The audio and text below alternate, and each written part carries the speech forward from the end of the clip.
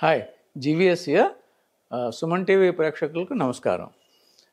ఈరోజు సెషన్లో నేను ఈ స్టాక్ మార్కెట్ అనాలిసిస్కి చాలా ఫ్రేమ్వర్క్స్ ఉన్నాయి. అందులో ఈఐసి మోడల్ అని ఒకటి ఉంది, ఎకానమీ, ఇండస్ట్రీ, కంపెనీ. సో ఈ మోడల్లో ఎకానమీ గురించి కూడా ఒక బ్రాడ్ ఐడియా ఉంటే చాలా యూస్ఫుల్గా ఉంటుంది. గజం కేవలం 4,500 రూపాయలతో 165 గజాల భూమి కేవలం 8 లక్షలు మాత్రమే. ఫర్ ఎగ్జాంపుల్, మనకి పర్ క్యాపిటల్ ఇన్కమ్స్ పెరుగుతున్న కొద్దీ మనం ఇంటర్నేషనల్ మార్కెట్స్లో కూడా ఇన్వెస్ట్ చేయడానికి అవకాశాలు వస్తూ ఉంటాయి. సో ఏ కంట్రీలో జీడిపి, గ్రాస్ డొమెస్టిక్ ప్రోడక్ట్ ఎలా ఉంది, ఏ కంట్రీలో గ్రోత్ ఉంది అనేది ఒక హై లెవెల్ సింపుల్ అండర్స్టాండింగ్ ఉన్నా కూడా యూస్ఫుల్గా ఉంటుంది. మనం ఎకనామిస్ట్ అవ్వాల్సిన అవసరం లేదు, that is a different field altogether, but broad understanding will help. So ఆ కాంటెక్స్ట్లో, ఈ ఎకానమీ కాంటెక్స్ట్లో మొన్న మనకి బడ్జెట్ కూడా జరిగింది కాబట్టి February 1st ఈ సందర్భంగా ఫస్ట్ ఈ జీడిపి అంటే ఏంటి, బేసిక్స్ నుంచి నేను అడ్వాన్స్ సెషన్స్ తీసుకోవడానికి నాకు ఈజీ అవుతుంది, అది నా ఆబ్జెక్టివ్. ఈ గ్రాస్ డొమెస్టిక్ ప్రోడక్ట్ అనేది ఎన్నో రకాలుగా మెజర్ చేయొచ్చు, బట్ ఎక్స్పెండిచర్ మెథడ్లో బేసిక్గా ఈ జీడిపి, గ్రాస్ డొమెస్టిక్ ప్రోడక్ట్ అనేది ఎప్పుడు కూడా రియల్ టర్మ్స్లో మెజర్ చేస్తారు. రియల్ ఎందుకంటున్నానంటే, రియల్ టర్మ్స్లో పెరిగే ఉత్పత్తి, మన అవుట్పుట్ కొంత ఉంటుంది, ఇన్ఫ్లేషన్ వల్ల పెరిగే అవుట్పుట్ కొంత ఉంటుంది. అంటే రేట్స్ పెరుగుతాయి, అది ఇన్ఫ్లేషన్. అవుట్పుట్ పెరిగి వాల్యూ ఎడిషన్ పెరిగితే అది బేస్ లెవెల్ జీడిపి గ్రోత్ అంటారు, దాన్ని గ్రాస్ వాల్యూ యాడ్ అంటారు. సో మనం ఈ జీడిపి ఎప్పుడు గ్రాస్ డొమెస్టిక్ ప్రోడక్ట్ రియల్గా ఎంత ఉత్పత్తి పెరిగింది అనేది మెజర్ చేస్తారు. అది first definition of GDP definition. ఇది ఎలా మెజర్ చేస్తారో అనేది ఒక 3-4 కాంపోనెంట్స్ ఉంటాయి. అది కూడా ఒక ఐడియా ఉంటే బెటర్, సో దట్ మనకి ఏ ఏరియాలో బాగా చేస్తున్నాము, ఏ ఏరియాలో బాగా చేయట్లేదు అనేది ఒక ఐడియా వస్తుంది.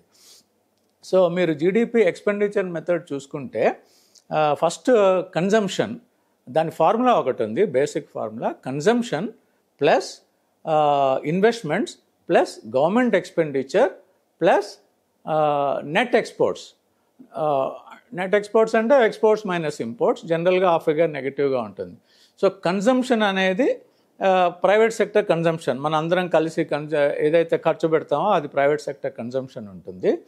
ఇన్వెస్ట్మెంట్ అనేది ప్రైవేట్ సెక్టర్ వాళ్ళు క్యాపిటల్ ఎక్స్పెండిచర్లో ఎంత ఇన్వెస్ట్ చేస్తున్నారు, అదొక ఇంపార్టెంట్ లెగ్. అంటే ప్రైవేట్ సెక్టర్ కంపెనీస్ క్యాపిటల్ ఎక్స్పెండిచర్లో వచ్చిన లాభాల్లో డివిడెండ్స్ అన్నా డిక్లేర్ చేస్తారు, లేకపోతే వాళ్ళకి గ్రోత్ ఛాన్సెస్ ఉంటే ప్లాంట్ అండ్ మెషినరీ కొని ఎక్స్పాన్షన్ ప్లాన్లో వెళ్ళారంటే అది capital expenditure.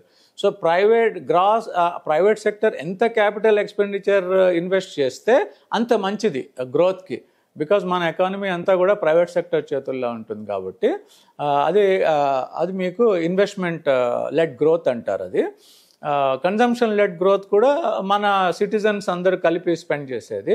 Private sector investment led growth. మూడో ఆస్పెక్ట్ గవర్నమెంట్ ఎక్స్పెండిచర్. గవర్నమెంటే అసలు వాళ్ళ బడ్జెటే ఎక్స్పెండిచర్ బడ్జెట్ ఉంటుంది. సో ఈ గవర్నమెంట్ ఎక్స్పెండిచర్ కూడా ఓవరాల్గా జీడిపి గ్రోత్కి చాలా ఇంపార్టెంట్ ఎలిమెంట్ అది. ఫర్ ఎగ్జాంపుల్, ఇప్పుడు ప్రైవేట్ సెక్టర్లో కెపాసిటీ యూటిలైజేషన్, ప్లాంట్ యూటిలైజేషన్ సరిగ్గా లేకుండా ఉంటే ప్రైవేట్ సెక్టర్ వాళ్ళు ప్రాఫిట్స్ కోసం పనిచేస్తారు.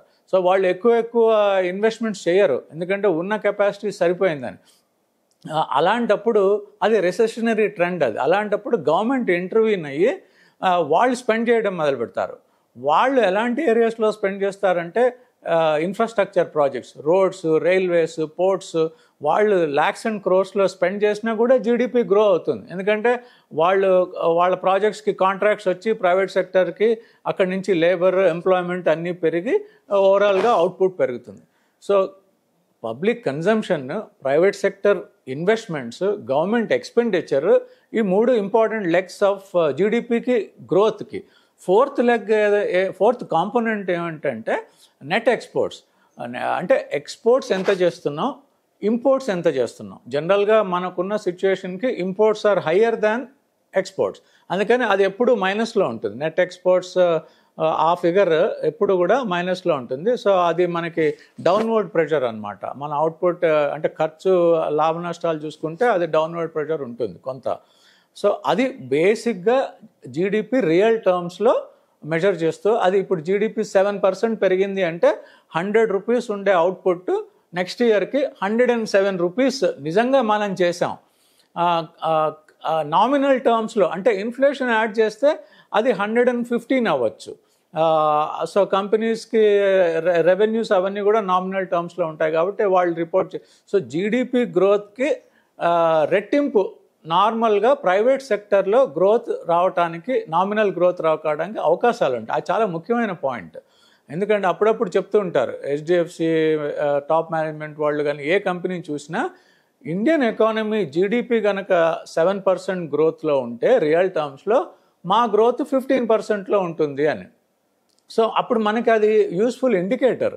ఒక స్టాక్ మార్కెట్లో ఎర్నింగ్స్ గ్రోత్ ఏ కంపెనీకి ఎంత ప్రొజెక్ట్ చేయాలి అని చూసుకోవడానికి కూడా ఈ real GDP growth plus inflation చూసుకుంటే బ్రాడ్గా ఓవరాల్ ఎకానమీకి కలిపి ఫర్ ఎగ్జాంపుల్ నిఫ్టీ 50 ఎంత గ్రో అయ్యే ఛాన్సెస్ ఉంటాయనే దానికి ఒక అవగాహన వస్తుంది. ఎగ్జాక్ట్ సైన్స్ ఎక్కడా ఉండదు, కోరిలేషన్ ఉండదు. సో ఈ 4 కాంపోనెంట్స్ కలిపితే గ్రాస్ డొమెస్టిక్ ప్రోడక్ట్ జీడిపి అనమాట. అయితే మనం బడ్జెట్ చూసుకుంటే ఈ యాంగిల్లోంచి అనలైజ్ చేయొచ్చు. Okay, private sector capital formation ఎంత అవుతోంది, బాగా అయిందా లేదా, ఇవన్నీ ఇండికేటర్స్ ఫ్యూచర్కి. అలాగే గవర్నమెంట్ ఎక్స్పెండిచర్ పెంచిందా లేదా, ఎంత పెంచింది, సో దానివల్ల లాభ నష్టాలు ఏంటి, మనకి reserves position, net imports exports ఎంత, ఇంపోర్ట్స్ ఎంత, దానివల్ల డెఫిసిట్ వస్తుందా అనేది ఒక బడ్జెట్ని ఓవరాల్గా కొన్ని కోణాల్లోంచి యాంగిల్ చేయడానికి అవసరం అవుతుంది. అది బేసిక్స్ అనమాట. అయితే ఇందులో దీనికి ఒక ఎక్స్టెండెడ్ వ్యూ పాయింట్ ఏంటంటే మీకు బడ్జెట్ని బట్టి మనకి లోతు బడ్జెట్, ద్రవ్యోల్బణం అంటారు, ఇన్ఫ్లేషన్, లోతు బడ్జెట్ అంటే ఎంత గ్యాప్ ఉందనేది. సో ఈ గ్యాప్ వల్ల ఇన్ఫ్లేషన్ పెరుగుతుందా తగ్గుతుందా అన్నది కూడా ఒక వ్యూ పాయింట్ మనం వేసుకోవచ్చు. అయితే ఓవరాల్ ఇన్ఫ్లేషన్ అంటే రైజ్ ఇన్ ప్రైజెస్, ఏమీ అవుట్పుట్ లేకుండా ధరలు పెరిగితే అది inflation, rise in prices, simple definition. అది పెరగడానికి 2 మెయిన్ కారణాలు ఉంటాయి. ఒకటి మీకు బడ్జెట్ డెఫిసిట్, అంటే ఇప్పుడు ఫిస్కల్ డెఫిసిట్ అంటాం. Fiscal deficit is nothing but your total income. ఇప్పుడు గవర్నమెంట్కి 100 రూపీస్ వచ్చి గవర్నమెంట్ 105 రూపీస్ స్పెండ్ చేస్తుంది అంటే 5 రూపీస్ లోటు. అది దానికి తోడు గవర్నమెంట్కి ఇంట్రెస్ట్ పేమెంట్స్ కూడా ఉంటాయి. అది కూడా కలుపుకుంటే మీకు ఫిస్కల్ డెఫిసిట్ అయిపోతుంది టోటల్గా. సో ఈ ఫిస్కల్ పాలసీ అనేది గవర్నమెంట్ చేతిలో ఉంటుంది, మానిటరీ పాలసీ అనేది ఆర్బీఐ చేతిలో ఉంటుంది. ఈ 2 టూల్స్ ద్వారా ఇన్ఫ్లేషన్ కంట్రోల్ చేస్తూ ఉంటారన్నమాట. మీరు 100 రూపీస్ సంపాదించి 105 వరకు ఖర్చు పెడితే ఓకే, 105 కొంత గవర్నమెంట్కి ఎగ్జాక్ట్లీ సర్ప్లస్లో ఉండదు, ఎందుకంటే ఇప్పుడు ప్రాజెక్ట్స్ ఇంకా ఇన్ఫ్రాస్ట్రక్చర్ బిల్డింగ్ ఫేజ్లో ఉన్నాం కాబట్టి. అదే మీరు 110 అనుకోండి, ఇంకా అది వాళ్ళు ఆ గ్యాప్ ఏదైతే ఉందో, ఎందుకంటే బడ్జెటే లక్షల కోట్లలో ఉంటుంది. సో మీకు 0.1% తేడా ఉన్నా కూడా 30,000 కోట్లు తేడా వచ్చేస్తుంది. అంటే బాల్ పార్క్ ఎస్టిమేట్స్ ఇవి. సో మీరు అలాంటిది బడ్జెట్ డెఫిసిట్, మీకు ఫిస్కల్ డెఫిసిట్ 5% బదులు 10% అన్నారంటే అది మా మార్కెట్స్ కుప్పగొలుతాయి. సో అలా కాకుండా ఈ లిమిట్స్లో ఉండాలి. డెఫిసిట్ ఉండటం తప్పదు, కొంచెం లిమిట్స్లో ఉండాలి.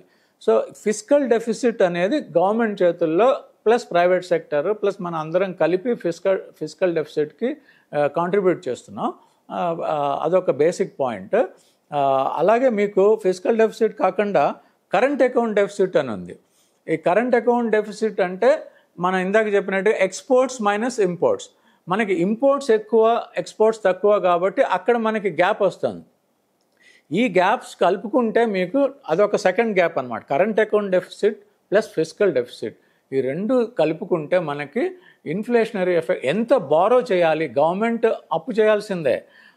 గవర్నమెంట్ అప్పు చేయడం అంటే ఆర్బీఐకి చెప్తుంది మనకి ఇన్ని లక్షల కోట్లు ఎక్స్ట్రా కావాలి, సో ట్రెజరీ బిల్స్ కానీ లాంగ్ టర్మ్ గవర్నమెంట్ సెక్యూరిటీస్ కానీ ఇష్యూ చేయి. బ్యాంక్ వాళ్ళందరూ సబ్స్క్రైబ్ చేస్తారు, వాళ్ళకి కొన్ని మినిమం సబ్స్క్రిప్షన్ రూల్స్ ఉన్నాయి. సో వాళ్ళందరూ దాని ప్రకారం గవర్నమెంట్ సెక్యూరిటీస్ కొంటారు. అదొక మేనేజ్మెంట్, అది ఫిజికల్ మేనేజ్మెంట్ అది. సో మనం ఈ కాంటెక్స్ట్లో తెలుసుకోవాల్సింది ఏంటంటే, మనకి ఇంపోర్ట్స్లో మెయిన్గా మనకి ఆయిల్ ఇంపోర్ట్స్ ఉన్నాయి, ఎలక్ట్రానిక్ గూడ్స్ ఇంపోర్ట్స్ ఉన్నాయి. సో ఆయిల్లో మనం సెల్ఫ్ సఫిషియన్సీ సంపాదించి ఎలక్ట్రానిక్ ఇంపోర్ట్స్ బదులు ఎలక్ట్రానిక్ మ్యానుఫ్యాక్చరింగ్ ఇండియాలో ఆల్రెడీ మొదలైంది. ఆ వేవ్ ఇంకా ఆగదు. సో కొంతకాలానికి ఎనర్జీ సఫిషియెంట్, గ్రీన్ ఎనర్జీ ఇవన్నీ మనం సెల్ఫ్ సఫిషియన్సీ అయ్యి ఆయిల్ డిపెండెన్స్ తగ్గించేసుకుంటే, అంటే నెక్స్ట్ 10-20 ఇయర్స్లో 20 ఇయర్స్ అనుకుందాం, దాంట్లో ఆయిల్ డిపెండెన్స్ ఆల్మోస్ట్ నెగ్లిజిబుల్ అయిపోయి ఎలక్ట్రానిక్ మ్యానుఫ్యాక్చరింగ్లో మనకి ఇంపోర్ట్స్ బదులు ఎక్స్పోర్ట్స్ మొదలు పెడితే, నెట్ ఎక్స్పోర్ట్స్ మొదలు పెడితే మనకి కరెంట్ అకౌంట్లో డెఫిసిట్ ఉండదు, కరెంట్ అకౌంట్లో సర్ప్లస్ మిగులుతుంది. అప్పుడు స్లోగా మనం ఎకానమీ స్ట్రాంగ్ అవుతున్నది అనే దానికి ఇండికేటర్స్ ఇవన్నీ. సో ఇది ఒక బ్రాడ్ ఐడియా ఉంటే ఎవరు ఏం చేస్తున్నారు, ఎప్పుడు ఎవరు ఇంటర్వ్యూన్ చేస్తున్నారు అనే దానికి ఒక పర్స్పెక్టివ్ వస్తుంది. సో మీకు fiscal, just to summarise, fiscal deficit largely government కంట్రోల్లో ఉంటుంది. Revenue minus expenditure plus interest payments అవన్నీ ఉంటాయి కాబట్టి. సో అలాగే మానిటరీ పాలసీ, ఈ పాలసీ ఇంటర్వెన్షన్స్ అనేది మానిటరీ పాలసీ ఆర్బీఐ చేతిలో ఉంటుంది, ఫిజికల్ పాలసీ అనేది గవర్నమెంట్ చేతుల్లో ఉంటుంది. ఇవి బ్రాడ్ వ్యూ పాయింట్స్, అంటే గ్రాస్ డొమెస్టిక్ ప్రోడక్ట్కి సంబంధించిన విశేషాలు. ఎందుకంటే నెక్స్ట్ సెషన్లో నేను మీకు ఈ బడ్జెట్లో మొన్న రిలీజ్ అయిన February 1 బడ్జెట్ గురించి కొన్ని కీ పాయింట్స్, అంటే నాకు నచ్చిన పాయింట్స్, చాలామంది ఆల్రెడీ చెప్పారు, బట్ మనకి ఇన్వెస్ట్మెంట్ యాంగిల్లోంచి నేను అబ్జర్వ్ చేసిన కొన్ని పాయింట్స్, అది నేను మీకు చెప్పే ముందు ఈ బ్యాక్గ్రౌండ్ అండర్స్టాండింగ్ ఉంటే మీకు చాలా ఈజీ అవుతుంది. యంగ్ జనరేషన్ వాళ్ళకి ఇవన్నీ కూడా అవసరం. ఎందుకంటే ఇప్పుడు మీరు ఏదైనా కంట్రీకి వెళ్తే ఆ కంట్రీ గ్రోత్ ఉందా లేదా అనేది కూడా, ఆ కంట్రీ పర్ క్యాపిటల్ ఇన్కమ్స్ ఏంటి, ఆ కంట్రీ జీడిపి గ్రోత్ ఏంటి, ముఖ్యంగా ఇన్వెస్టర్ పర్స్పెక్టివ్లో ఒక ఐడియా ఉంటే చాలా యూస్ఫుల్గా ఉంటుంది. దాని ఆబ్జెక్టివ్ అనమాట ఇది నేను చెప్పడానికి. సో ఇవి మనం చూసుకుంటే మనకి ఈ బిగ్ పిక్చర్ కూడా ఇప్పుడు ఈజీగా అర్థం అవుతుంది. ఓకే, మనం ఇప్పుడు 7% గ్రోత్లో ఉన్నాం, రియల్ జీడిపి గ్రోత్లో. ఒక 5% ఇన్ఫ్లేషన్ యాడ్ చేసుకుంటే 12% అవుతుంది. సో యావరేజ్న 5+5 10 వేసుకున్నా కూడా ఇప్పుడున్న $3.5 ట్రిలియన్ నామినల్ జీడిపి నెక్స్ట్ 25 సంవత్సరాల్లో ఎంత అవుతుంది అని లెక్కలు మీరు చిన్నగా చక్రవడ్డీ లెక్కలు వేసినా కూడా, కాంపౌండింగ్ ఫార్ములా ప్రకారం we're talking about $30 to $35 trillion economy potential opportunity మన కంట్రీకి ఉంది. సో అప్పుడు మనకి ఆ ఏదైతే మిస్టరీగా అందరూ పెద్ద పెద్ద నంబర్స్ మాట్లాడుతున్నారో డీమిస్టిఫై చేస్తే 10% గ్రోత్ పర్ యానం, మీ శాలరీస్ 10% పెరిగాయి అంటే మీకు అర్థమవుతుంది. అలాగే కంట్రీ 10% నామినల్ టర్మ్స్లో, అంటే 5% 7% రియల్ గ్రోత్, ఒక 5% ఇన్ఫ్లేషన్ పెరిగిన 12% పెరిగామంటే అద్భుతంగా ఉంటుంది. అది ఇంకా వరల్డ్లో ఉన్న కంట్రీస్ అన్నీ వచ్చి మన కంట్రీలో ఇన్వెస్ట్ చేయడం మొదలు పెడతాయి. So opportunity is real and big. వీటికి స్టాక్ మార్కెట్కి లింక్ ఉండదు. స్టాక్ మార్కెట్లో క్రాష్ అవ్వటం, అప్స్ అండ్ డౌన్స్, అది వేరే చాప్టర్. ఏవైతే కాస్ట్లీ అయ్యాయో అవి పడుతూ ఉంటాయి. బట్ ఎకానమీ పర్స్పెక్టివ్గా చూసుకుంటే ఈ కొన్ని యాంగిల్స్ నుంచి మనం విశ్లేషణ చేసుకుంటే మనకి ఓకే, పడ్డా కూడా ఫ్యూచర్లో పొటెన్షియల్ ఉంది కాబట్టి అని మనకి నమ్మకం కలిగితే మనకి కొంచెం భయం తగ్గుతుంది అసలు ఇన్వెస్టింగ్ యాంగిల్స్లో చూసుకుంటే. So that is the purpose of ఈ సెషన్ పర్పస్ అది. Thank you very much.